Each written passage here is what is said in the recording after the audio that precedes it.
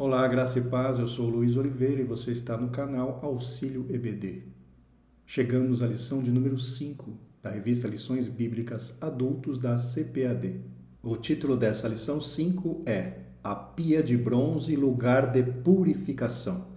Espero que essas videoaulas estejam ajudando você, meu querido professor, minha querida professora, na sua preparação de aula para a sua ministração aos alunos da Escola Bíblica Dominical. Se você tiver algum comentário, sinta-se à vontade para nos enviar um e-mail caso você esteja assistindo pelo site Estudantes da Bíblia, ou se você estiver pelo YouTube, deixe o seu comentário aqui logo abaixo no vídeo. O textuário da lição está ali no Evangelho segundo São João, capítulo 15, versículo 3, e nos diz: Vós já estáis limpos pela palavra que vos tenho falado. Já a verdade prática nos ensina: a pia de bronze é o símbolo do processo da santificação que Cristo realiza em nós através de seu sangue e da palavra de Deus. Como leitura bíblica em classe, temos 4 textos. Êxodo, capítulo 30, versículos 18 a 21.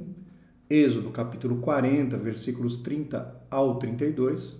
Depois, primeira carta de Paulo aos Coríntios, capítulo 6, versículo 11. E, por fim, carta de Paulo aos Efésios, capítulo 5, versículos 26 e 27.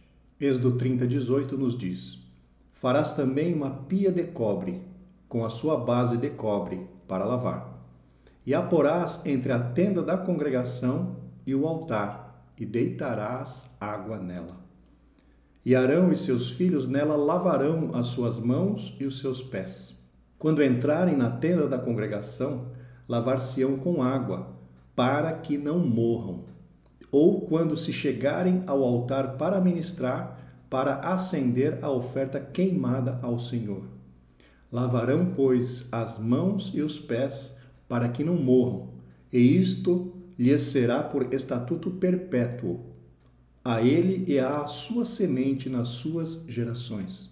Já em Êxodo 40, versículo 30 diz: Pôs também a pia entre a tenda da congregação e o altar, e derramou água nela, para lavar. E Moisés e Arão e seus filhos lavaram nela as mãos e os pés.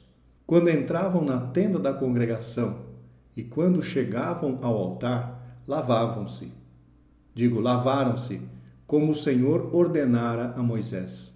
1 aos Coríntios 6 e 11 diz: E é o que alguns têm sido, mas haveis sido lavados, mas haveis sido santificados, mas haveis sido justificados em nome do Senhor Jesus e pelo Espírito de nosso Deus. E por fim, Efésios 5, versículos 26 e 27 diz: Para a santificar, purificando-a com a lavagem da água pela palavra, para a apresentar a si mesmo igreja gloriosa, sem mácula, nem ruga, nem coisa semelhante, mas santa e irrepreensível. Bom, meus irmãos, já deu para notar até aqui que estamos falando bastante de purificação, de santificação, de pureza.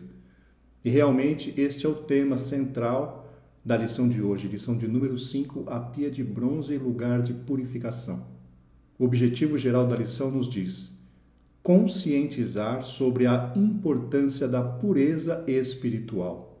Já os objetivos específicos, que tratam de cada um dos 3 tópicos da lição, nos dizem: primeiro objetivo específico, que está relacionado ao tópico 1, conceituar a pia de bronze.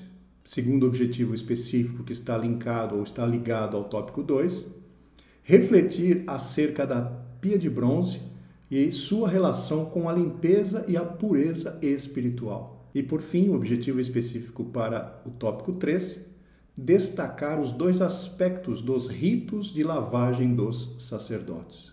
Nesta lição, meus irmãos, mais uma vez, o comentarista quer nos dar a ideia de alguém que está entrando pela porta do tabernáculo. Em primeiro lugar, achou ali o altar do holocausto e agora encontrou a pia de bronze. Nós estaremos estudando sobre esta pia de bronze, a sua simbologia, os seus significados e principalmente a sua aplicabilidade para os nossos dias, porque é isso que é importante na escola dominical, nós tentarmos trazer aplicações práticas para a vida dos nossos alunos e, por que não dizer, principalmente para as nossas vidas, nós que ministramos a aula. Iniciando agora na introdução. O nosso presente estudo é sobre a pia de bronze. Continuamos a avançar no tabernáculo. Assim, veremos o simbolismo da limpeza e da pureza que a pia de bronze apresenta. Estudaremos os dois aspectos do rito de lavagem presentes na função dos sacerdotes.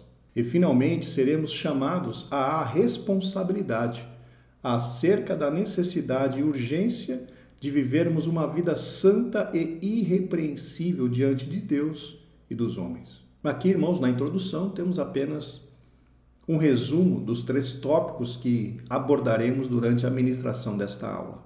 Como ponto central desta lição, encontramos: fomos chamados para viver uma vida de pureza. Sobre esta frase do ponto central, já encontramos uma primeira necessidade. E que necessidade é essa? Definir o que é pureza. Pureza, segundo os dicionários, significa condição, estado ou qualidade do que é puro, límpido, não tem mistura ou impurezas. Isso nos mostra então que viver uma vida de pureza é viver uma vida limpa, uma vida separada do pecado. E aqui o sentido de pureza está diretamente ligado à palavra ou ao processo de santificação. Nós veremos no decorrer da lição o que significa essa santificação. Estaremos definindo e mostrando alguns tipos de santificação, pois temos pelo menos 3 tipos desse processo maravilhoso que o Senhor requer de nós: santificação posicional, santificação progressiva e depois, por último, temos a santificação futura. Nós estaremos abordando esses tipos de santificação no decorrer da nossa lição. Vamos agora para o tópico 1. A pia de bronze, a importância da santidade. Subtópico 1. A pia de bronze e a água. Êxodo capítulo 30, versículos 18 e 19. Deus ordenou a Moisés que fizesse uma pia de bronze. O objetivo era que antes de entrar ou sair do tabernáculo, Arão e seus filhos lavassem as mãos e os pés. Eu trouxe aqui para nós esses 2 versículos de Êxodo 30 na nova versão transformadora. Acompanhe a leitura. Êxodo capítulo 30, versículos 18 e 19, na nova versão transformadora. Faça uma bacia de bronze com um suporte de bronze para a lavagem cerimonial. Coloque-a entre a tenda do encontro e o altar e encha-a de água. Ali, Arão e seus filhos lavarão as mãos e os pés. Eu fiz questão, irmãos, de trazer esta versão na nova versão transformadora justamente por conta destas palavras lavagem cerimonial. Na Almeida Revista e Corrigida, que é o texto da nossa leitura bíblica em classe, está lhe dizendo que é apenas para lavar. Aqui na nova versão transformadora diz que não era simplesmente lavar, mas era para a lavagem cerimonial, ou seja, não era um simples lavar, mas era um lavar com um objetivo. O objetivo realmente espiritual neste ato de se lavar. Não era simplesmente uma ordenança boba, uma ordenança como outra qualquer, mas tinha um profundo significado espiritual. Por isso que é chamada lavagem cerimonial. Continuando a leitura. O ofício de apresentar holocaustos ao Senhor era santo. Não é possível apresentar-se diante de Deus de maneira a não reconhecer sua santidade e justiça. Oferecer um sacrifício a Deus é prestar-lhe um culto santo e reverente. Não podemos perder o senso de piedade e reverência diante de Deus. Aqui, meus irmãos, o comentarista cita que não é possível apresentar-se diante de Deus de maneira a não reconhecer sua santidade e justiça. Na realidade, as ordenanças de Deus a Moisés para que os sacerdotes obedecessem eram justamente para enfatizar a importância de se apresentar diante de Deus da forma correta. O nosso Deus, por ser um Deus santo, por ser um Deus maravilhoso, por ser o Deus Todo-Poderoso, ele não aceita adoração de qualquer maneira. Por isso que ali no Êxodo e em Levítico, ele transmitiu leis, ordenanças para explicar, para ensinar ao povo de Israel como é que eles deveriam servir a ele. Como é que deveriam se apresentar diante dele, como é que eles deveriam apresentar os seus sacrifícios. Então percebam que realmente esta palavra que o comentarista disse, não é possível apresentar-se diante de Deus de maneira a não reconhecer sua santidade e justiça. Muitos desprezam o nosso Deus. Muitos desprezam as coisas de Deus. Já cansamos de ouvir em congregações, eu vou cantar, eu não ensaiei ou eu não canto bem, mas é para o meu Deus. Não. Se é para o meu Deus, tem que ser o melhor. Se é para apresentar ao nosso Deus, tem que ser o nosso melhor. Aquilo que é separado, aquilo que é dedicado, aquilo que nós nos esforçamos para apresentar. Então que fique claro para cada um de nós, meus irmãos, que quando nos apresentamos diante do nosso Deus, tem que ser com o nosso melhor, não com o resto, não com aquilo que sobrou, mas sim com aquilo que é dedicado a Ele. Louvado seja o nome do Senhor. E ainda o comentarista diz, oferecer um sacrifício a Deus é prestar-lhe um culto santo e reverente. Realmente, tudo aquilo que ofertamos ao Senhor é ou está incluído no nosso culto. Paulo disse certa vez, rogo-vos, irmãos, que apresenteis o vosso corpo em sacrifício vivo, santo e agradável a Deus, que é o vosso culto racional. Não percebam? Apresenteis o vosso corpo em sacrifício, santo e agradável. Então não é de qualquer jeito. Estamos cultuando ao Senhor através das nossas ofertas.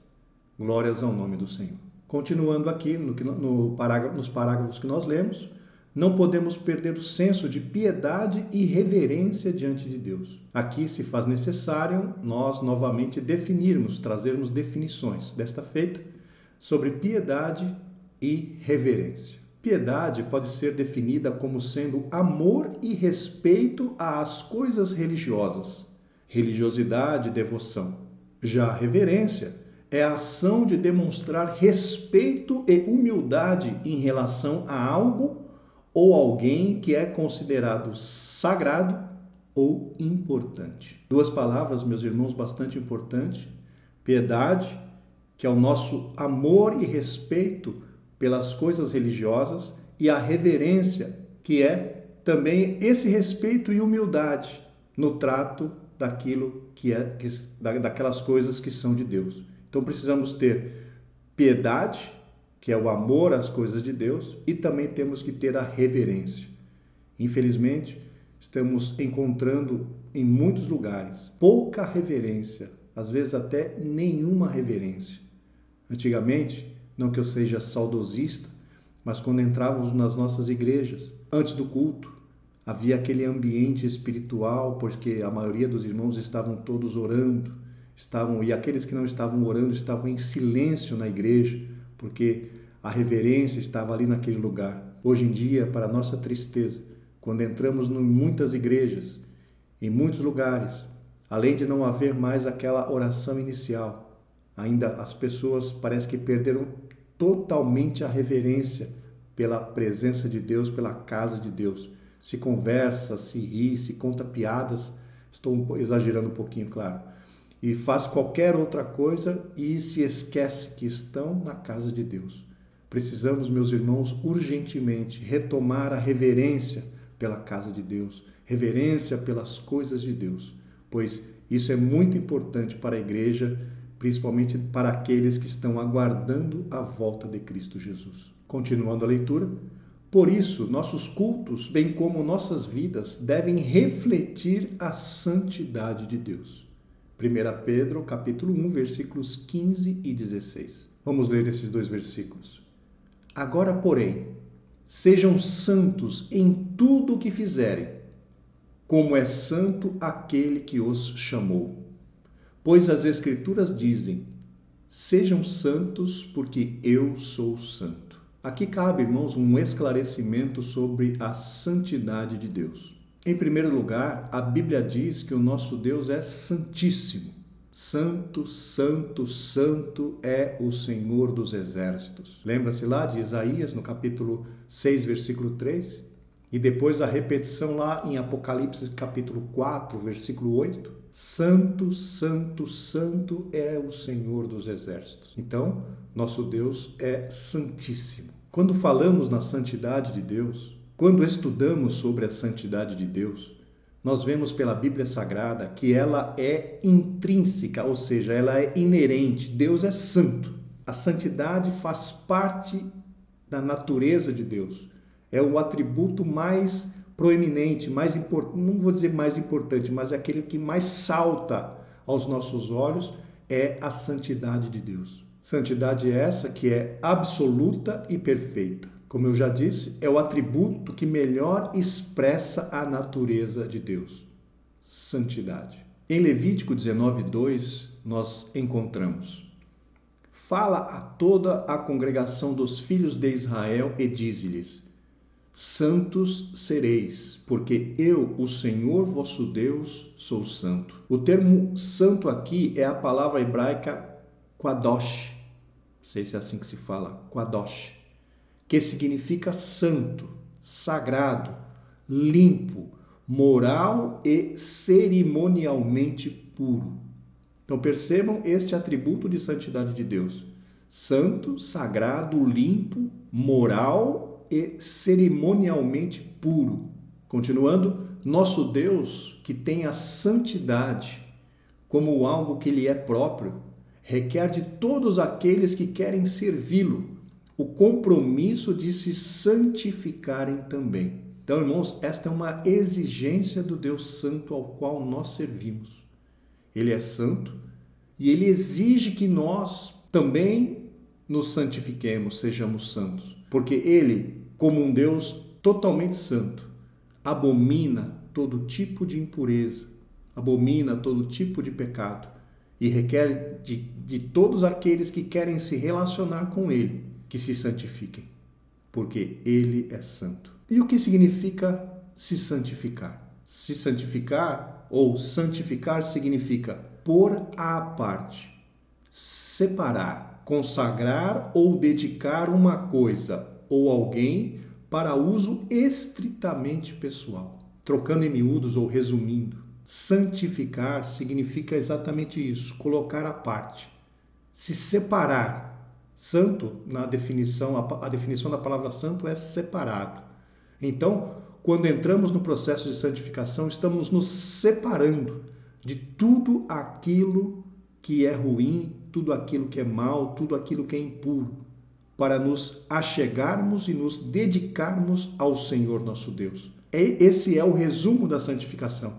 Se separar de tudo aquilo que contamina, se separar de tudo aquilo que é pecado, se separar de tudo aquilo que é embaraço e nos chegarmos cada vez mais próximos de Deus através da nossa santificação.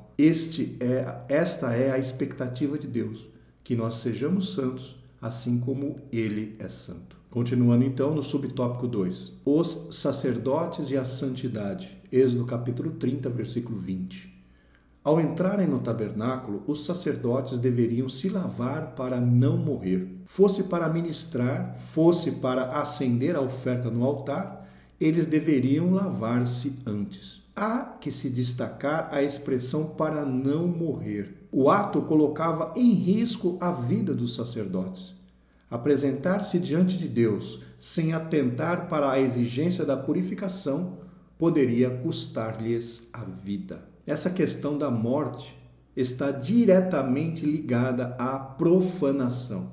Profanar significa desrespeitar a santidade de Deus. Porém, Deus não iria permitir que o seu nome fosse profanado, fosse desrespeitado, principalmente por aqueles que se achegavam a Ele como representantes dele perante o povo. Vejam a seriedade que é esta questão. Os sacerdotes foram escolhidos para estarem entre Deus e o povo. O povo não tinha a oportunidade de se achegar a Deus. Precisava de um intermediário, precisava do sacerdote para interceder por ele e oferecer os sacrifícios no lugar dele. Percebo então a importância desta pessoa, deste ofício de sacerdote. Essa pessoa nunca poderia profanar o nome do Deus Todo-Poderoso. Deus não iria permitir isso. Por isso, foi repetido 2 vezes ali na leitura bíblica em classe, para que não morram, para que não morrais. E para que isso não acontecesse, para que eles não morressem, havia muitas regras a serem obedecidas. E essa da purificação era uma delas. Temos outros exemplos bíblicos de pessoas que tentaram profanar o nome ou a pessoa de Deus, as coisas sagradas do Senhor, e morreram. Dentre estas pessoas, podemos citar os 2 filhos de Arão, Nadab e Abiú, que a Bíblia diz que eles foram apresentar fogo estranho perante o Senhor, algo que Deus não havia ordenado. Por conta dessa atitude dos 2 filhos de Arão, eles morreram queimados diante do Senhor. Deus os matou, porque eles estavam profanando a santidade de Deus, apresentando fogo estranho. Então percebam, Deus é um fogo consumidor. Não podemos, irmãos, profanar de forma nenhuma as coisas de Deus. Continuando, um outro exemplo foi ali em Bet-Semes, no livro de 1 Samuel, quando os habitantes de Bet-Semes estavam de posse da arca do Senhor e eles abriram a arca para olhar o que tinha dentro. A Bíblia diz que Deus matou 50.070 homens que olharam dentro da arca de Deus. Isso não poderia ser feito de forma alguma. Ninguém poderia tocar na arca de Deus a não ser os descendentes de Arão. E os habitantes de Bet-Semes, eles desprezaram essa ordenança e foram, provavelmente por curiosidade, olhar para dentro da arca. Esta atitude imprudente custou a vida de 50.070 homens. Mais uma vez eu repito, o nosso Deus é um fogo consumidor. E o último exemplo que eu quero trazer para vocês é o exemplo de Uzá. Antes de completar, o caso de Nadab e Abiú, como eu citei, está em Levítico capítulo 10, versículos do 1 ao 11. O episódio de Bet-Semes está em 1 Samuel, no capítulo 6, versículo 19. E o último exemplo seria Uzá, que está em 2 Samuel, capítulo 6, versículos 6 e 7. Esse de Uzá, vocês se lembram da história, Davi estava levando a arca de Deus para Jerusalém, só que ele estava levando a arca de Deus de forma completamente errada no que diz respeito às ordenanças de Deus. Ele estava levando a arca de Deus sobre uma carroça. Não sei se Davi se esqueceu, não sei se Davi não consultou a palavra de Deus, não consultou os sacerdotes, mas ele estava levando a arca de Deus para Jerusalém sobre uma carroça. E Uzá estava ali acompanhando o cortejo e, segundo a Bíblia Sagrada, a carroça balançou, os bois tropeçaram e Uzá foi segurar a arca de Deus. A Bíblia diz que ele foi fulminado ali naquele momento, pois profanou a santidade de Deus tocando na arca, sendo que ele não poderia de forma nenhuma fazer isso. Então percebam, temos 3 exemplos, irmãos, de pessoas que morreram porque profanaram a santidade de Deus, desobedeceram uma ordem, um mandamento que Deus havia ordenado. Então os sacerdotes tinham que tomar bastante cuidado para que não morressem diante do Senhor nosso Deus. Porque o nosso Deus, como eu já disse, é um fogo consumidor. Continuando a leitura, hoje nós, os obreiros do Senhor, os obreiros de Cristo, devemos pautar nossas vidas na obra, exercitando-nos na piedade e santidade. Aparece mais uma vez aqui a palavra piedade, que significa o amor às coisas de Deus, o amor às coisas religiosas. Aqui, irmãos, gostaria de fazer uma observação. O comentarista citou que nós, obreiros do Senhor. Porém, eu gostaria de dizer a você, meu amado professor, minha amada professora, que nós deveríamos evitar essa questão de falar para obreiros, ou citar muito obreiros nas nossas lições. Por quê? Porque a maioria dos nossos alunos não são obreiros. A maioria dos nossos alunos são cristãos normais, são leigos, né, como dizem alguns, que não têm cargo eclesiástico. E se nós enfatizarmos muito essa questão de obreiros, esses irmãos podem pensar que nós não estamos falando com ele. Então seria muito interessante, ao invés de dar ênfase aos obreiros, a não ser que você tenha uma sala de obreiros, mas se você tem uma sala de irmãos que são leigos, que são membros da congregação, é muito importante que você tente generalizar ou trazer esses ensinamentos e não dar tanta ênfase a esta questão de obreiros. Porque eu já vi em muitas salas de aula, meus irmãos, quando se fala de obreiros, principalmente como os obreiros devem ser, gerar situações onde os irmãos, os alunos na sala de aula, acabam murmurando contra o seu dirigente, contra os obreiros da congregação, porque se ensina um padrão de conduta e muitas vezes, infelizmente, esse padrão de conduta não é observado na congregação. Então, irmãos, na medida do possível, tentemos não dar tanta ênfase a esta questão de obreiros e trazer os ensinamentos para todos os crentes, para os crentes em geral. Até porque, na primeira carta de Pedro, no capítulo 2, versículo 9, Pedro diz que nós todos somos sacerdotes. Veja o que diz lá em 1 Pedro 2:9. Mas vós sois a geração eleita, o sacerdócio real, a nação santa, o povo adquirido, para que anuncieis as virtudes daquele que vos chamou das trevas para a sua maravilhosa luz. Então, essas recomendações são para todos nós e não apenas para os obreiros. Não estamos, irmãos, querendo menosprezar os obreiros, entendam. Estamos apenas pedindo ou aconselhando a você a não fazer separação, pois hoje, infelizmente, estamos naquela época de que as pessoas se menosprezam e muitas vezes se escondem atrás de desculpas, dizendo, mas eu não tenho capacidade, eu não sei fazer, na igreja tem um obreiro tal, obreiro tal, obreiro tal, e essas pessoas se escondem, retrocedem para não fazer a obra. Mas nós, como professores, ensinadores, devemos incentivar essas pessoas, dizendo que cada uma delas tem o seu dom, tem a sua chamada, como nós vimos lá na lição de número 2, ali onde falou de Aholiabe e Bezalel. Todos nós temos a nossa chamada, todos nós temos pelo menos um talento. E é importante que nós valorizemos ou ensinemos ou incentivemos os nossos alunos a identificar o seu talento e utilizá-lo na obra de Deus. Então, todos nós, como diz lá em 1 Pedro 2:9, somos sacerdotes.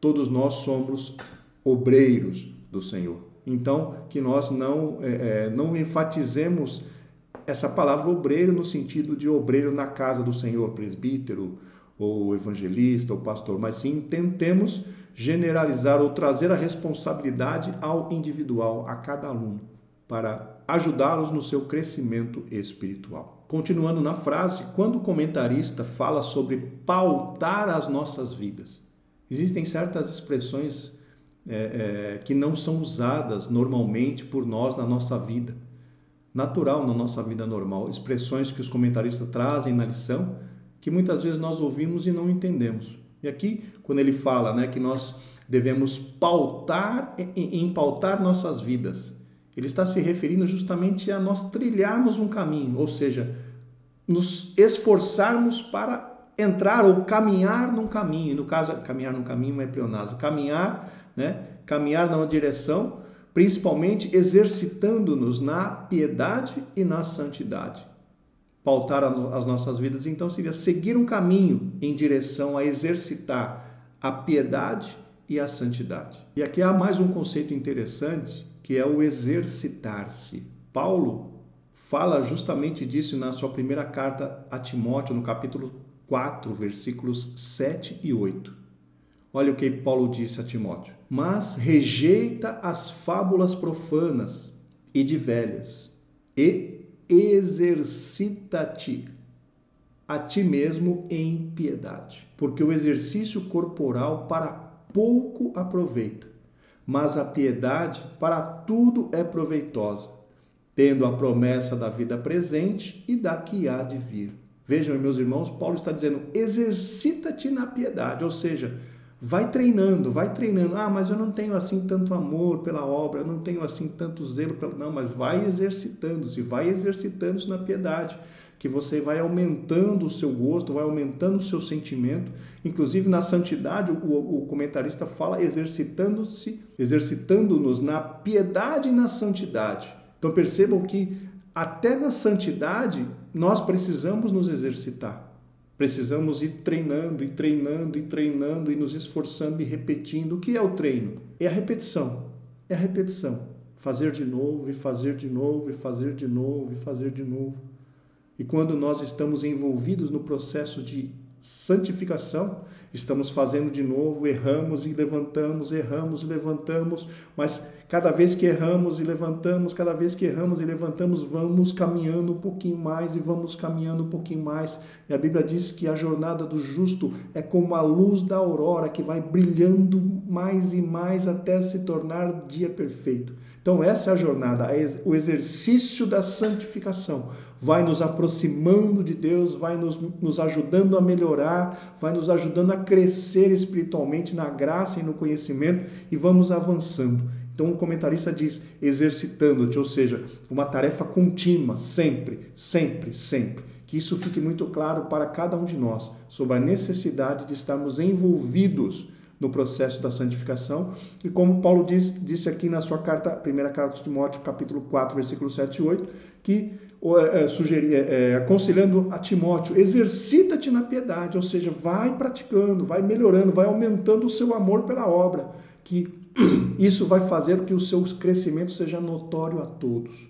Então, irmãos, que nós realmente nos exercitemos na piedade e nos exercitemos também na santificação. Continuando então no comentário, somos santos porque fomos chamados por um Deus santo. Os irmãos nos perdoem, eu estou com um pouco de pigarro na garganta, tem hora que a voz falha um pouco. Os irmãos vão nos perdoando, por favor. Continuando, somos chamados para ser um modelo de santidade. Nessa questão de modelo de santidade, podemos citar o que Cristo disse ali no Evangelho segundo São Mateus, no capítulo 5, Sermão do Monte, versículos 14 ao 16. Vós sois a luz do mundo. Não se pode esconder uma cidade edificada sobre um monte. Nem se acende uma candeia e se coloca debaixo do alqueire, mas no velador e dá luz a todos os que estão na casa. Assim resplandeça a vossa luz diante dos homens, para que vejam as vossas boas obras e glorifiquem o vosso Pai que está nos céus. Aqui a luz representa a presença de Deus na nossa vida.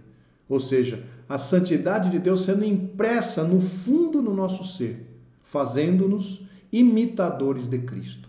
Então, quando o comentarista diz chamados para ser um modelo de santidade, ele está enfatizando o que o Cristo, o próprio Senhor Jesus, falou em Mateus 5, 14 e 16. Seja a vossa luz notória, assim resplandeça a vossa luz, sejam exemplos. Exemplo de santidade, exemplo de justiça, exemplo de retidão. Como disse, se eu não me engano, Hebreus 12. Vós, pois, que estáis rodeados de uma tão grande nuvem de testemunhas, ou seja, todos estão olhando para nós. Deixemos o pecado e o embaraço que tão de perto nos rodeia e corramos com paciência a carreira que nos está proposta, olhando para Jesus, o autor e consumador da nossa fé. Então, essa questão de sermos chamados para ser modelo de santidade, a Bíblia está repleta de versículos que corroboram, que confirmam tudo isso. Deus espera que nós sejamos santos, como Ele é santo. Continuando então, não nos esqueçamos, segui a paz com todos e a santificação, sem a qual ninguém verá o Senhor. Sem santificação não veremos o Senhor. Hebreus capítulo 12, versículo 14. Continuando no subtópico 3, a santidade para a vida, Êxodo 30, 21. O versículo 21 traz-nos a ideia de um pacto perpétuo a respeito do rito de lavagem da purificação. Realmente, no versículo 21, traz-nos essa ideia de que os sacerdotes deveriam fazer este rito de purificação perpetuamente. No Novo Testamento, podemos citar, como já falamos anteriormente, Hebreus 12:14, na versão NVT. Veja o que diz a nova versão transformadora. Esforcem-se para viver em paz com todos e procurem ter uma vida santa, sem a qual, sem a vida santa, ninguém verá o Senhor. É o mesmo versículo que nós citamos mais acima, só que agora na nova versão transformadora. Vejam o sentido um pouquinho diferente, ou melhor de se entender. Esforcem-se para viver em paz com todos os homens e procurem ter uma vida santa, sem a qual, ou seja, sem a vida santa, ninguém verá o Senhor. Então, vemos que, através desses versículos, que realmente nós temos um compromisso perpétuo de buscar a santificação. E aqui na nova versão transformadora, o começo do versículo diz: esforcem-se para viver em paz e procurem ter uma vida santa. Ou seja, o que é o procurar? O procurar aqui nos dá a ideia de uma ação nossa. Ou seja, a santificação ela não cai do céu. A santificação ela não é automática. E daqui mais um pouquinho mais para frente nós vamos ver a diferença entre a santificação posicional e a santificação progressiva. A santificação progressiva, meus irmãos, ela não é automática na nossa vida. Ela precisa ser buscada. Por isso que diz aqui nesse versículo: procurem ter uma vida santa. Ou seja, tome a ação de buscar, tome a ação de se santificar. Depende de nós a santificação, no sentido de nos esforçarmos para isso. Nós não conseguimos nos santificar por nós mesmos. A santificação é uma atuação da palavra de Deus através do Espírito Santo de Deus e também do sangue de Cristo. São esses três instrumentos que são usados por Deus para a nossa santificação. O sangue de Cristo Jesus, a palavra de Deus e a atuação do Espírito Santo. Mas se nós não quisermos nos santificar, Deus não vai nos obrigar a isso. O desejo ou o passo para se santificar, o esforço para buscar ao Senhor tem que partir de nós. Então subentende-se o quê? Que é realmente alguma coisa perpétua. Procurem ter uma vida santa. Ah, mas só essa semana não. Até que Cristo volte. Até que sejamos resgatados desse corpo mortal e sejamos revestidos da imortalidade. Louvado seja o nome do Senhor. Continuando. Esse rito seria um estatuto perpétuo para os sacerdotes. Disso dependeria a vida deles, já mencionamos anteriormente. Viver a vida de maneira santa, separada, única e exclusivamente para Deus é a vocação de todo obreiro chamado para a sua obra. Aqui, mais uma vez, o comentarista fala do obreiro. Mais uma vez, eu deixo a dica para os irmãos. Tomemos cuidado, irmãos, para não separar a turma. Ah, mas isso está falando apenas com obreiros? Não. Vida dedicada, todos temos que ter. Vida dedicada ao Senhor é a expectativa de Deus para todos nós. Para todos aqueles que aceitam a Cristo e estão caminhando para o céu. Vida dedicada, como diz aqui. Viver a vida de maneira santa, separada e única. Digo, separada, única e exclusivamente para Deus. É para todos nós, não apenas para o obreiro. Obreiro também, mas também para todos nós, também para o novo convertido, também para o crente leigo, também para o que canta, enfim, para todos nós. Então, tomemos cuidado com essa divisão. Não enfatizemos muito essa questão do obreiro, obreiro, obreiro. A não ser, mais uma vez repito, se você tem uma classe de obreiros. Aí você pode ficar à vontade. Mas se a sua classe for formada por leigos, tome bastante cuidado com essa questão da separação, da segregação, obreiros e leigos. Não. Somos todos crentes. Estamos todos caminhando para o céu. Continuando aqui, precisamos definir essa questão da vocação, porque o comentarista diz, né? É a vocação de todo obreiro chamado para a obra. O que é vocação? É justamente a disposição natural e espontânea que orienta uma pessoa no sentido de uma atividade, função ou profissão. Viu aquela que já ouviu falar? Eu tenho vocação para cantar. Eu tenho vocação para ensinar, eu tenho vocação, lembra de Aholiabe, lembra de Bezalel? Eles tinham uma vocação para trabalhos manuais, trabalhos de artesanato, trabalhos com ouro, com prata, pedras preciosas. Eles já tinham uma vocação natural, uma tendência natural para aquilo. Só que nós, como cristãos, temos uma vocação espiritual para servir ao Senhor.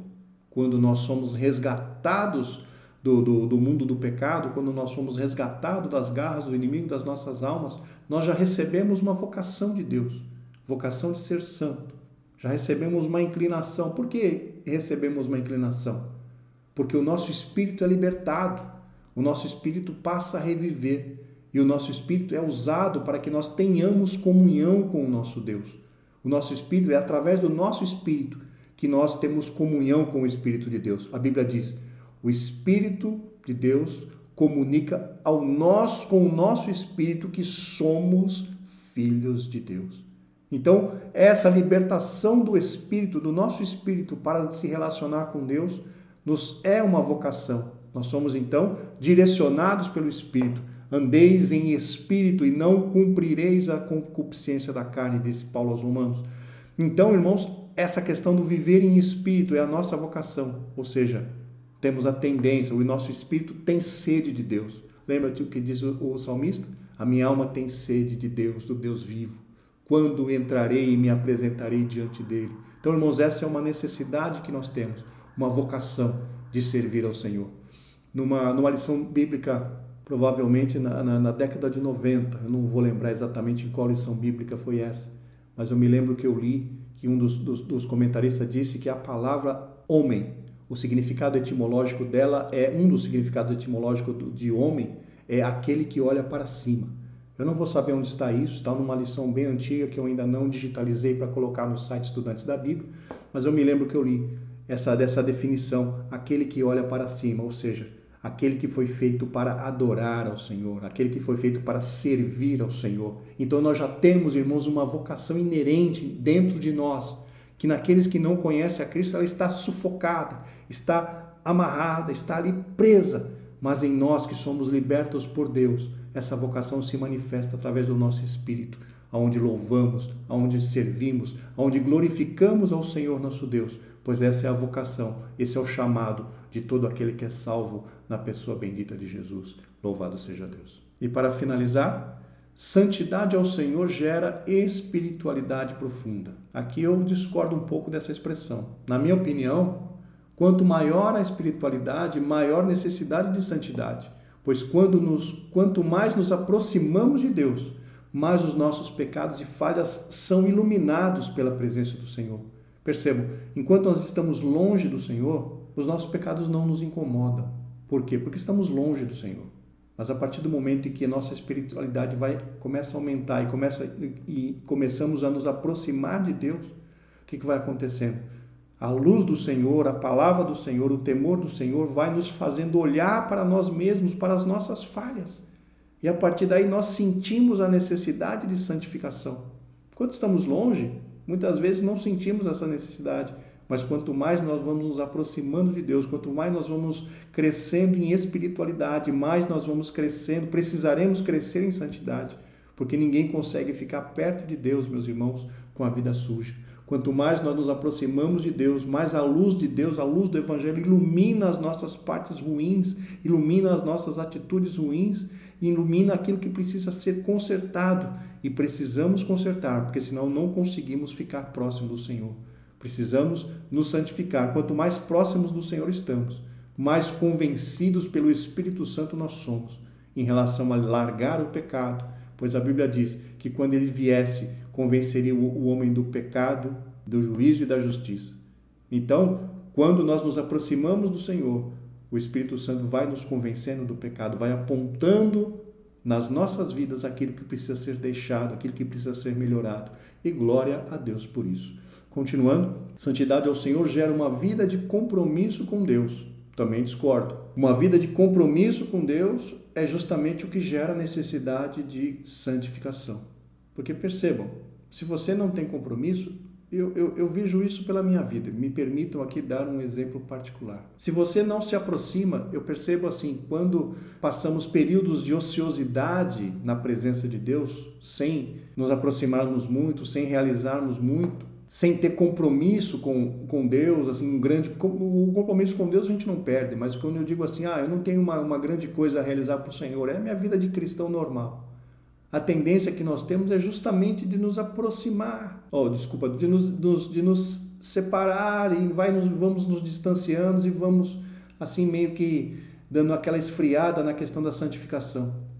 Mas a partir do momento em que firmamos um compromisso com Deus e começamos a dar ênfase às coisas de Deus, as coisas vão melhorando. A santidade, nós vamos, como eu já disse anteriormente, nos aproximando de Deus, nos aproximando, e essa proximidade, esse compromisso que nós temos de buscar o Senhor, faz com que nós nos santifiquemos cada vez mais. Porque a Bíblia diz, buscar-me-eis e me encontrareis quando me buscardes de todo o vosso coração. Então, irmãos, quando nós damos um passo para buscar o Senhor, damos um passo para ter um compromisso com o Senhor responde, se achegando a nós. A Bíblia diz, achegai-vos ao Senhor, achegai-vos a Deus e Ele se chegará a vós. Então percebam, o primeiro passo de se achegar a Deus é nosso. E quando firmamos um compromisso de buscar o Senhor, Ele retribui através da manifestação da sua presença. Como eu já disse, quando Deus manifesta a sua presença, a necessidade de santificação é 100% presente nas nossas vidas. Ninguém consegue ficar perto, aleluia, do Deus Santo, sem olhar para os seus próprios pecados. Então, eu discordo, de santidade ao Senhor gera uma vida de compromisso. Eu acho não. Por experiência, uma vida de compromisso acaba gerando mais e mais santidade. E quando nós paramos de trabalhar, quando nós paramos de fazer a obra do Senhor, existe a tendência de nós nos esfriarmos e distanciarmos de Deus. Então, o compromisso gera santidade e não a santidade gera compromisso. E, por fim, santidade gera vida no altar de Deus. Bom, quanto a isso, não temos nada a comentar, porque realmente, quanto mais santificado você fica, significa que você está mais próximo de Deus, e quanto mais próximo de Deus, mais de Deus você tem. Glória ao nome do Senhor. Tópico 2, a pia de bronze. Lugar de limpeza e pureza. Subtópico 1. A pia de bronze ou de cobre em alguns lugares, entre o altar do holocausto e o tabernáculo. O termo pia é kior, que significa lugar de se lavar. Era uma bacia redonda. É assim que a imagem da pia de bronze é geralmente apresentada nas ilustrações. Aqui, meus irmãos, eu gostaria mais uma vez de discordar aqui do comentarista, porque ele está dizendo que é redonda. Mas eu andei lendo em algumas literaturas, nós não temos em lugar nenhum uma definição de como é esta pia de bronze, o formato, o tamanho, se é quadrada, eu li uma literatura que poderia até ser hexagonal, 6 lados, poderia ser retangular, 4 lados, poderia ser redondo. O comentarista diz redondo aqui, mas outros escritores não afirmam que não há como saber. Não há como saber o formato real desta pia de bronze. Numa literatura que eu encontrei, diz assim: não possuímos nenhuma informação acerca das suas dimensões, seu peso, seu formato, nem do modo como deveria ser transportado. Você se lembra que a maioria, todos os outros itens do tabernáculo, a Bíblia fala das argolas, dos varais que eram para transportar. A pia de bronze não tem nada disso, não fala nada disso, não instrui a respeito de nada disso. Não temos quase nenhum detalhe.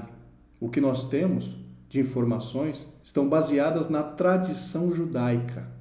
Então, de escriturística, escrito, instruções na Bíblia não temos. O que temos são tradições judaicas que falam a respeito dessa pia de bronze. Continuando então, para entrar no santuário do tabernáculo, após ministrar no altar dos holocaustos, o sacerdote lavava-se na pia de bronze com água limpíssima.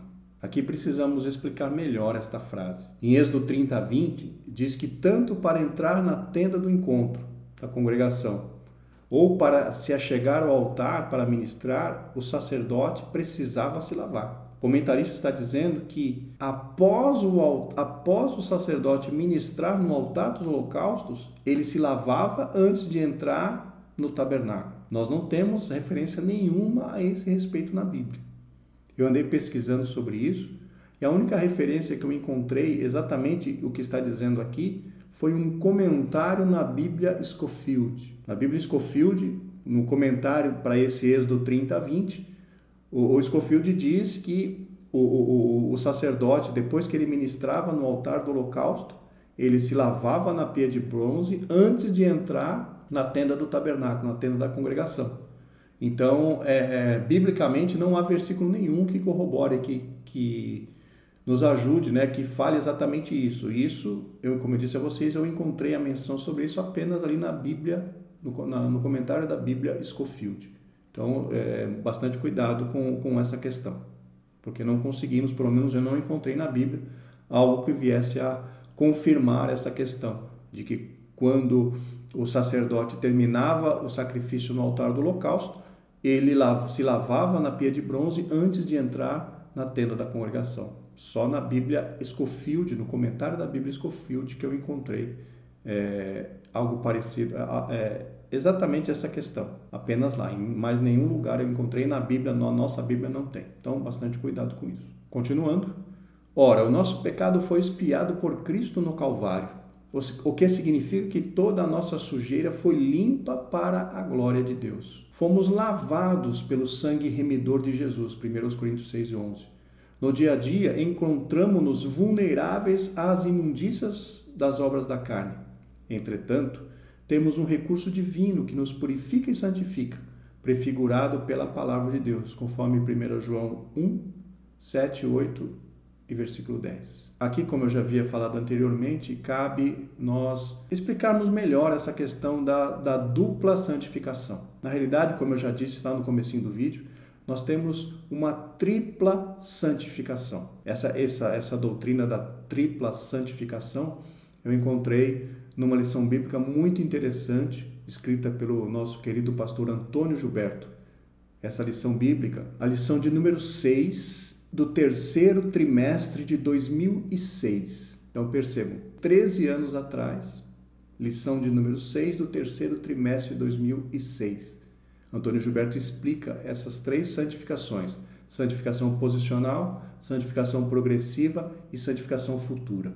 Para a aula de hoje, para essa ministração, eu vou trabalhar só com a santificação posicional e a santificação progressiva. Mas eu vou deixar o link para a lição aqui nos comentários desse vídeo, ou então, se você está assistindo esse vídeo pelo site Estudantes da Bíblia, eu vou deixar logo abaixo do vídeo o link para essa lição, maravilhosa lição do pastor Antônio Gilberto, em saudosa memória. Então, meus irmãos, como eu já disse, vamos tentar explicar para vocês essa questão da santificação posicional e a santificação progressiva. A santificação posicional, chamada posicional, é aquela santificação que nós recebemos de Cristo, quando o aceitamos como o único e suficiente Salvador. Ela está ligada diretamente àquele perdão que nós recebemos através do sacrifício que Cristo fez. Quando Cristo se sacrificou por nós e nós aceitamos esse sacrifício, ele nos torna santos. Muitas vezes Paulo cita nas suas cartas, né, chamados santos. E aqui eu gostaria de ler, por exemplo, em Hebreus 10:10, na versão NVI, Nova Versão Internacional. Pelo cumprimento dessa vontade, fomos santificados por meio do sacrifício do corpo de Jesus Cristo, oferecido uma vez por todas. Então, percebam?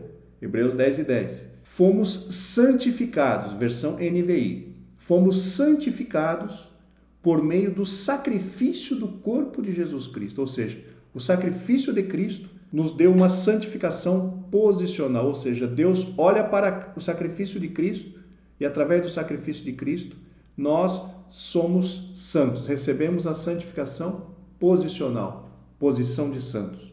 E depois 1 Coríntios 6:11, como já tinha citado ali para cima, na versão Nova Versão Transformadora. Alguns de vocês eram assim, mas foram purificados e santificados, declarados justos diante de Deus, no nome de Jesus Cristo e pelo Espírito de nosso Deus.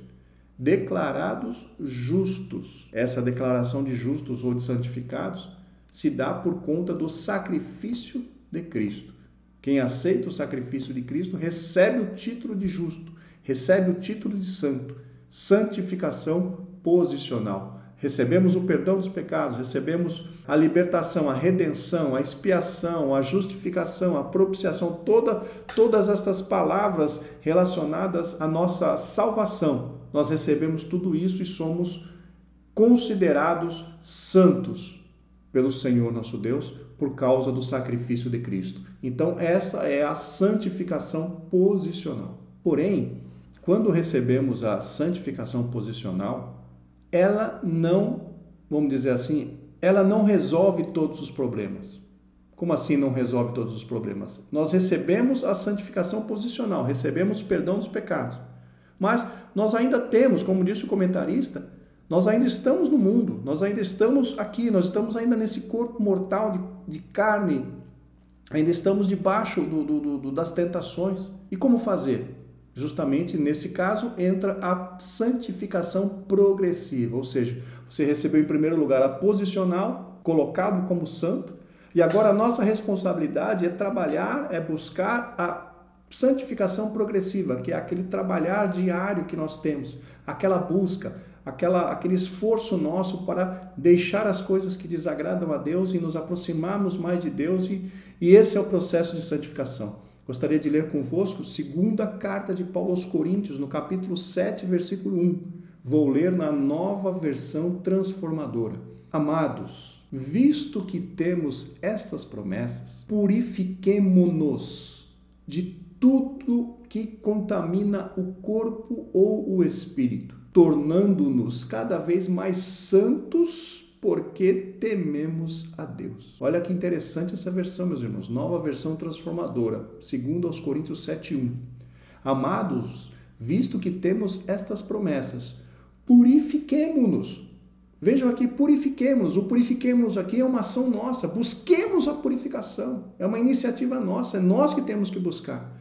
Purifiquemos de tudo que contamina o corpo ou o espírito, tornando-nos cada vez mais santos, porque tememos a Deus. Veja que interessante, quem tem que buscar a santificação somos nós. E como eu já disse, temos 3 instrumentos ou 3 ferramentas para a nossa santificação, providas por Deus. Quais são? O sangue de Cristo, lembram lá João falando?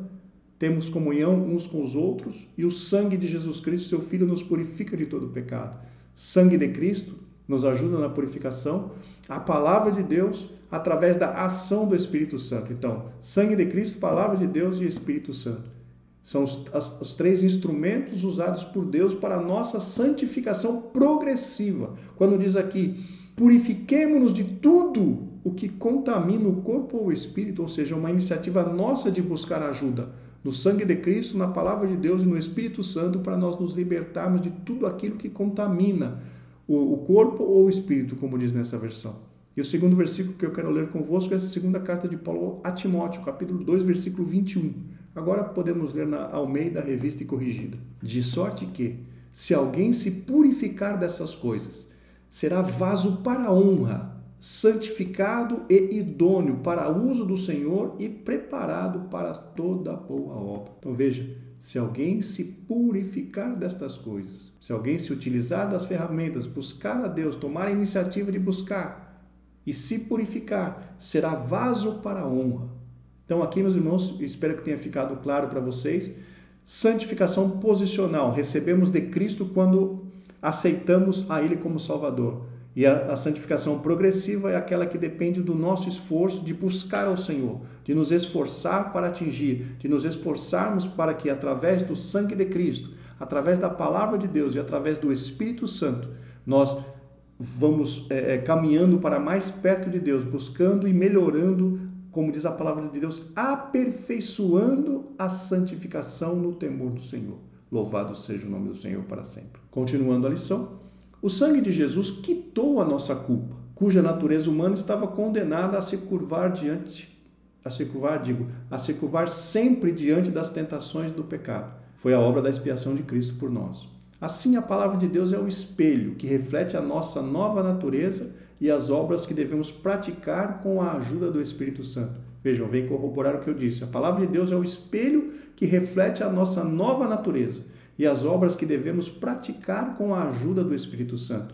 Gostaria de citar aqui o Salmo 119, 105. Lâmpada para os meus pés é a tua palavra e luz para o meu caminho. A palavra indica, mostra o caminho que devemos seguir. Louvado seja o nome do Senhor. Continuando então, subtópico 2. A lavagem na bacia de bronze. A pia era de bronze polido, fabricado com o espelho das mulheres, conforme Êxodo 38:8. Assim, exposta à luz do sol, a partir da água limpíssima, toda impureza era revelada no interior da bacia. Aqui, irmãos, uma coisa interessante sobre esta água. Esta água que estava na pia de bronze, ela era tirada da rocha, porque era da mesma água que os israelitas bebiam.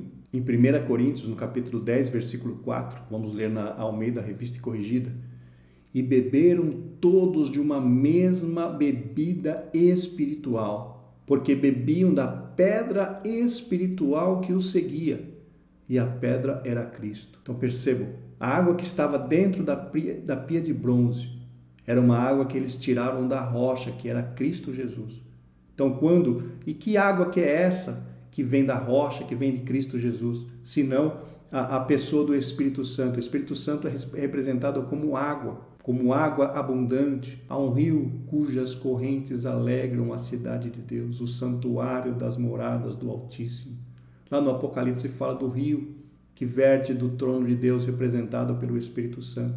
Então, quando nós nos relacionamos com o Espírito Santo, nós olhamos e vemos as nossas impurezas, nós olhamos e vemos os nossos erros, porque, como eu já disse, quando nos aproximamos de Deus, é impossível nós continuarmos da mesma forma, porque a luz de Deus, a proximidade da santidade de Deus, faz com que nós olhemos para nós e vejamos claramente os nossos pecados. Vocês se lembram de Isaías?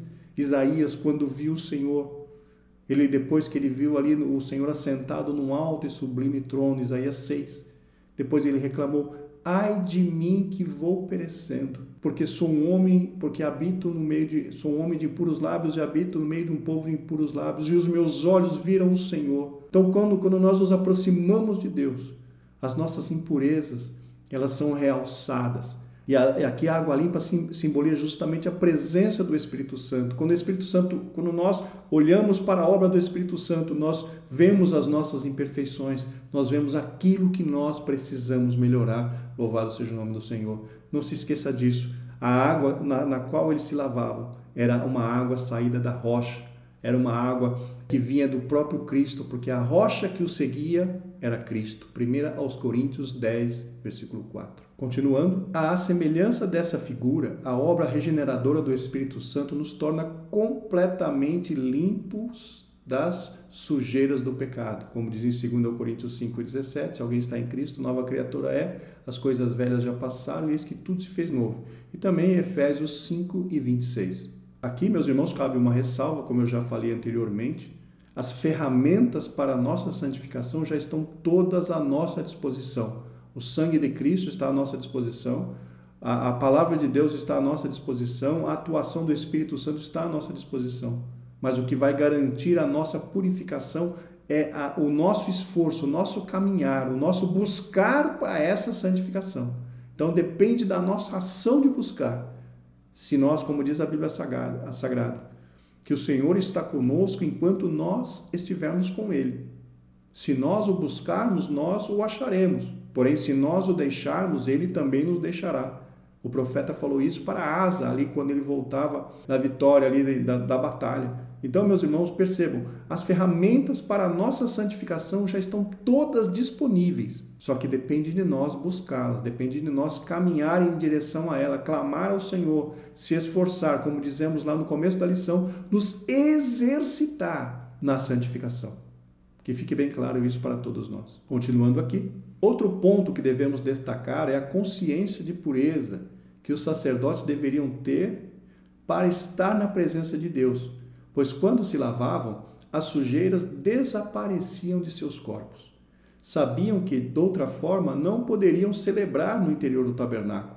Só a palavra de Deus é eficaz para revelar o pecado no nosso coração, expô-lo e removê-lo. Aqui também temos uma ressalva, concordamos inteiramente com o comentarista quando ele diz que a palavra de Deus é eficaz para revelar o pecado do nosso coração e expô-lo. Agora, a remoção do pecado depende de nós, como eu já disse. Nós devemos buscar essa questão, nós devemos buscar a santificação. A palavra de Deus está ali para nos ajudar, e conhecereis a verdade, disse o Senhor Jesus, e essa verdade vos libertará, e conhecereis a palavra, e a palavra vos libertará, e essa palavra é o próprio Cristo Jesus.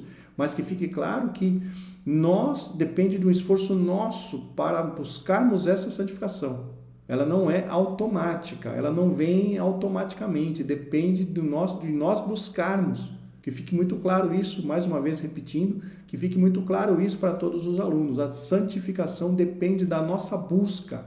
Deus já proveu todas as ferramentas necessárias, mas depende de nós nos exercitarmos nela. Continuando, a imagem dessa bacia nos rememora a santidade de Deus e a necessidade de se buscar uma vida de retidão, tanto na área espiritual quanto na moral. Somos de Deus, ovelhas de seu rebanho. Realmente, quando olhamos para a bacia, quando pensamos que aquela água da pia foi vinda do próprio Cristo, não tem como nós desassociarmos a questão da presença do Espírito Santo com a nossa santificação. Como disse o comentarista aqui, somos de Deus, ovelhas do seu rebanho. Subtópico 3, a pia de bronze e o caráter de juízo. No altar dos holocaustos, o juízo sobre o pecador era aplicado na oferta do sacrifício, cobrindo o seu pecado. Nesse sentido, as águas da pia cumpriam uma função de limpeza dos sacerdotes que passaram por aquele processo. De igual modo, nosso Senhor tomou sobre si o juízo que merecíamos, morrendo vicariamente por nós. Morte vicária, como já falamos na lição passada, é se colocar no lugar de alguém, morrer no lugar de alguém. Nesse aspecto, à semelhança das águas purificadoras, a palavra de Deus tem poder de limpar e disciplinar a nossa vida. Aqui gostaríamos de apresentar uma ilustração, né? Pois o altar de bronze representa o Cordeiro Jesus Cristo que foi morto para nos limpar dos nossos pecados, expiação. A pia de bronze representa o Senhor que vive pela sua palavra para nos manter limpos e aptos para o serviço sacerdotal. Então, vemos que tanto o altar de bronze, tanto o altar do holocausto como a pia de bronze, os dois representam a Cristo em dois momentos. O altar do holocausto, Cristo como o Cordeiro que entregou a sua vida para nos purificar, para nos perdoar, para expiar o nosso pecado. E Cristo na pia de bronze, que através da palavra de Deus nos torna aptos, nos limpa, nos purifica para nós continuarmos a caminhada cristã. Então nós vemos aqui que temos os dois lados. Altar do holocausto, santificação posicional, pia de bronze, santificação progressiva. Posicional no sacrifício, altar do holocausto, progressiva na pia de bronze, ou seja, os dois processos de santificação que todos os crentes passam para a glória de Deus. Continuando aqui, embora nossos pecados tenham sido expiados, como diz lá em Hebreus 10:17, ainda temos de nos chegar a Deus continuamente para sermos limpos de tudo o que desagrada, pensamentos, palavras e obras. Infelizmente, acidentes ocorrem no caminho da jornada cristã e precisamos nos quebrantar na presença de Deus. Busquemos a santidade em Jesus Cristo. Aqui está falando da santificação progressiva. Vocês se lembram daquele episódio de Cristo ali nos evangélicos, de que ele lavou os pés dos seus discípulos? Ali é uma simbologia da santificação progressiva. Porque quem já está santificado, e aqui eu gostaria de voltar um ponto.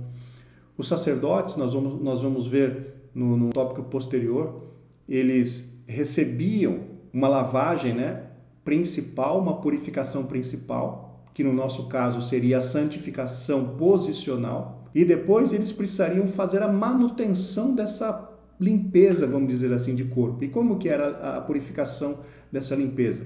Lavando mãos e pés. Então, Cristo ali, quando ele foi lavar os pés dos seus discípulos, não sei se você se lembra ali da passagem que Pedro falou, não, Senhor, tu não vais me lavar de forma nenhuma. E o Cristo disse a ele, olha, se eu não te lavar os pés, você não tem parte comigo. Aí Pedro imediatamente apelou, então, se é assim, senhor, então também lava a cabeça, lava a minha cabeça. Aí o Cristo disse, olha, não, vocês já estão limpos, é necessário só lavar os pés, ou seja, as mãos e os pés, que é a santificação progressiva. Da mesma forma, os sacerdotes no ato da sua consagração, eles foram lavados, nós vamos ver no tópico 3, eles foram lavados, foram colocados as suas vestes e depois, para continuar no seu trabalho, eles deviam lavar apenas as mãos e os pés, ou seja, a santificação progressiva. Que fique claro para nós, irmãos, essas duas questões, santificação posicional e a santificação progressiva. Finalmente, no tópico 3, temos 2 aspectos do rito de lavagem dos sacerdotes. A lavagem completa, nós já acabamos de falar agora há pouco. Essa lavagem era mais do que simplesmente lavar mãos e pés. Significava uma obra regeneradora que implicava o primeiro passo para a consagração sacerdotal. Nós encontramos essa lavagem completa de Arão e seus filhos em Êxodo capítulo 29, versículo 4, e depois em Êxodo capítulo 40, versículo 12. Vou ler para vocês na versão Almeida Revista e Corrigida, Êxodo 29, 4. Então farás chegar Arão e seus filhos à porta da tenda da congregação e os lavarás com água. Aí, irmãos, não é apenas as mãos e os pés, aí é banho completo. Aí significa, como o comentarista disse aqui no subtópico 1, a obra regeneradora. E como que podemos fazer uma ligação entre essa obra regeneradora conosco hoje? Justamente na santificação posicional. Aceitamos a Cristo, recebemos o perdão dos pecados como se fosse uma obra regeneradora nas nossas vidas, que foi essa obra completa, vamos dizer assim, a lavagem completa. E o segundo texto está em Êxodo capítulo 40, versículo 12, que diz: farás também chegar Arão e seus filhos à porta da tenda da congregação e os lavarás com água. Aqui então temos a menção da lavagem completa dos sacerdotes. Continuando, hoje é inaceitável que um ministro queira servir na casa de Deus sem ter passado pela obra da regeneração. João 13 e 10. É preciso que os obreiros do Senhor tenham experimentado uma limpeza completa da alma e da mente. É preciso nascer da palavra e do Espírito. Aqui, irmãos, desculpem-me, me perdoem por ser repetitivo. Aqui, mais uma vez, o comentarista fala dos obreiros, mas que isso vale para todos nós. Todos nós precisamos nascer da palavra e do Espírito. Como ele até cita aqui João 3, quando Cristo estava conversando com Nicodemos, necessário vos é nascer de novo, Cristo disse a Nicodemos. Necessário vos é nascer de novo. E não era porque Nicodemos era um doutor da lei, não. Todos nós precisamos nascer de novo.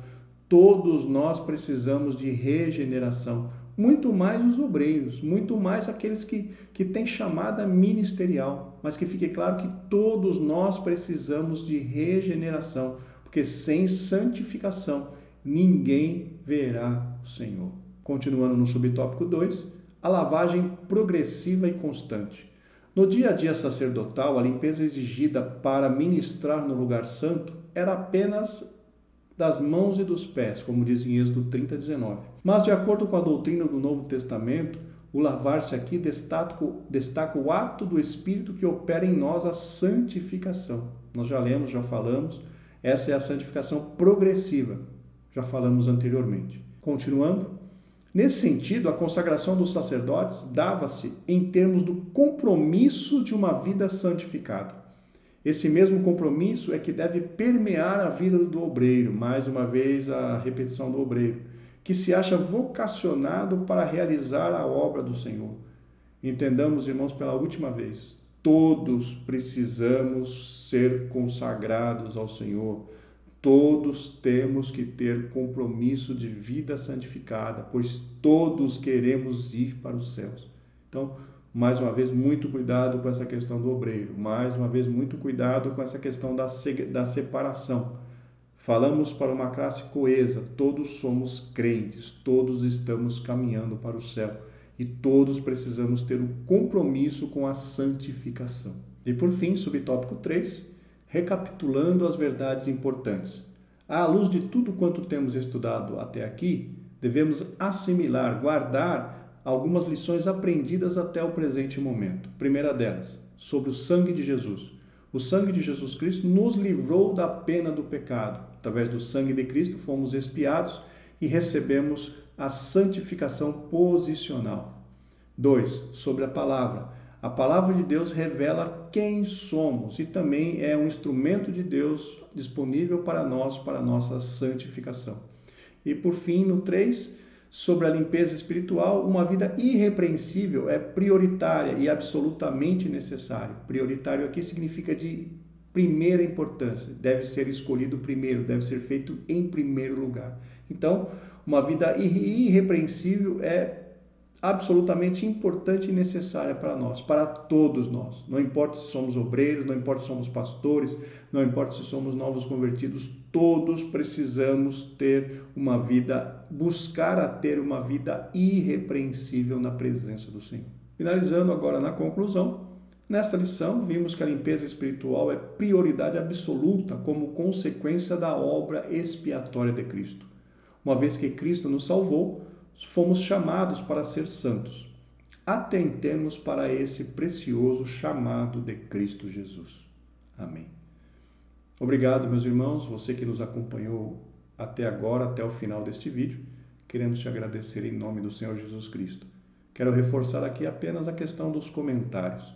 Se tem alguma dica, tem algum comentário a fazer, pode deixar então aqui na área de comentários do vídeo, se você está no YouTube. E caso você esteja assistindo esse vídeo direto no nosso site Estudantes da Bíblia, nos envie um e-mail. No site ali tem o nosso e-mail, webmaster@estudantesdabiblia.com.br. Fique à vontade em se manifestar e mandar o seu e-mail. Que Deus nos abençoe e até a semana que vem, se Deus quiser.